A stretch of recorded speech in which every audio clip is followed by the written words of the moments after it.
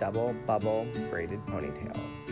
Start by using Color Wow Pop and Lock to smooth back the hairline and create a ponytail at the crown of the head, the back of the head, and the nape of the neck. Make sure to connect each ponytail as you work your way down and gently tug on the edges to create a fluffier, softer, more full ponytail.